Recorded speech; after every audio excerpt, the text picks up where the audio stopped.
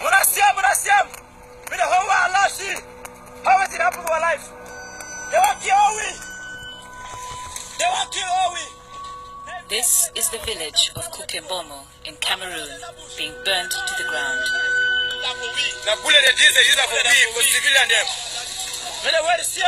For months now, images like these have been pouring out of Cameroon on social media. Some show burning villages, others record acts of torture and killing. Many are too graphic to show. Taken together, these films show a country sliding into civil war as the government tries to suppress an armed insurgency. So, what's going on? Africa Eye has analyzed some of these videos, checked them against satellite imagery, and spoken with eyewitnesses on the ground. For the first time, we show you who is committing these atrocities and why.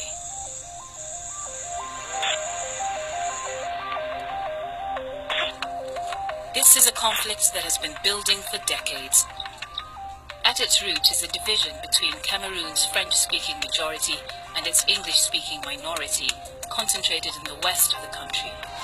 The Cameroons celebrated their newly won independence, something to bang the big drum about. After Cameroon gained independence in 1960, the two parts of the country formed a single nation. Even then, some English speakers felt they'd been forced into the new republic. Ever since, Anglophones have complained that their regions are neglected and excluded from power. We went to court today. They refused us to enter the court. The current conflict began in 2016 when lawyers, students and teachers took to the streets to protest. Activists were arrested and several protesters were shot by security forces. The crackdown intensified Anglophone resentments, fueling demands for secession and transforming this into an increasingly violent rebellion. By late 2017, separatists were symbolically proclaiming the independence of a new state that they call Ambazonia. We want our liberation. We want to be free from La Republic. Since then, there have been reports of atrocities on all sides, kidnappings, extrajudicial killings, and burnings of villages.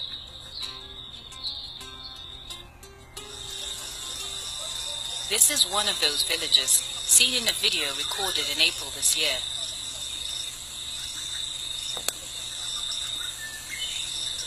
The film shows a unit of at least 13 soldiers setting fire to a house. The location can be confirmed by matching buildings to satellite imagery, as well as by fire damage in this subsequent video from the same village.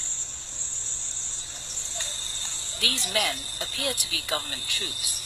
The fatigues, the helmets, and the black webbing are all consistent with those worn by Cameroon's Rapid Intervention Battalion, an elite army unit that has been trained by US and Israeli forces.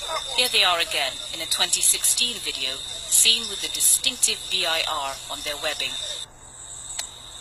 A local resident told the BBC that the troops who destroyed houses in Azi belonged to the BIR. But a government minister said that the identity of the men in this video is unclear. Vous savez également qu'ils acquièrent la tenue militaire de BIR ou de toute autre force de défense pour perpétrer leurs forfaits et imputer cela à nos forces de défense et de sécurité. L'épisode que vous décrivez fait l'objet d'une investigation afin qu'on sache exactement ce qui s'est passé. A few days later, in early May, this video was posted to Facebook. We've examined the footage frame by frame and confirmed that this was filmed in the village of Kukembomo.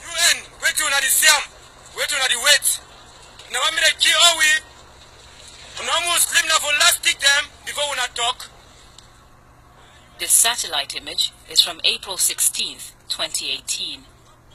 Lower resolution imagery from after the raid clearly shows that by May 22nd, many of these buildings have been destroyed.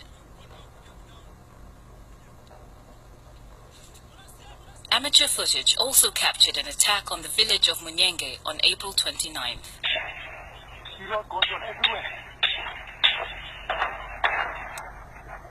This video shows the town center ablaze and reveals this distinctive landmark, which can be seen again in a video of the aftermath posted on May 4th.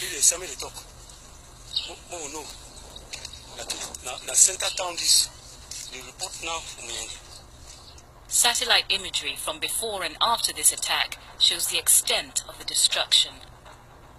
The BBC has spoken with 3 residents of Munyenge who all say that the village was destroyed by government forces. When they came, they started shooting on air. Everybody ran into the bush to shot some civilians that day and killed them.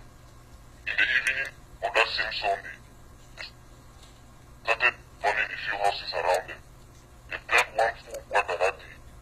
So the next day on Monday, they continued with burning. They killed one person, cut off his head, and the corpse got rotting there until nobody could go and bury that corpse. These are not isolated incidents. Analysis of satellite imagery shows extensive fire damage in villages across the southwest region. Kwakwa, Bole, Kumukumu, Bekora. We cannot confirm who was responsible for torching these villages, but lawyer and activist Agbo Nkongo blames government forces. From reports that we gathered, we've done some investigation. We've gone to some of the villages. There will be at least close to 70 villages that have been abandoned, have been burned down. The government denies this.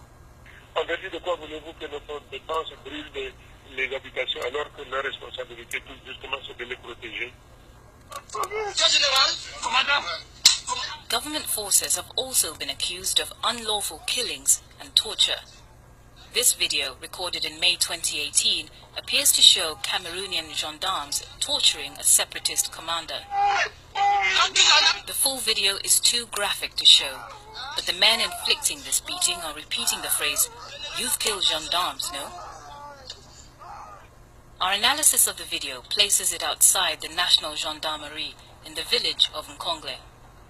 The government told us that they are investigating this incident. On fait qu'on nous a si d'aventure un militaire ou un groupe de militaires s'est trouvé coupable d'un tel comportement, je vous dis c'est la cour martiale qui lui est appliquée immédiatement. It's not just the government committing these abuses. Separatist rebels have also killed Cameroonian security forces and attacked civilians accused of working with the government.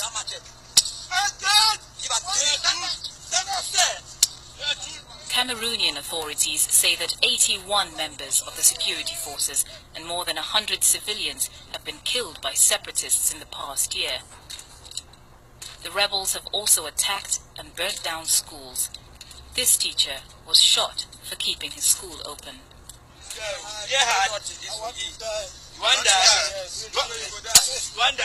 This new video shows a village chief being beaten, apparently by a rebel militia. His tormentors are threatening to kill him if the government doesn't respond within 24 hours. Thousands of families have been forced from their homes by the fighting. 21,000 people have fled across the border into Nigeria.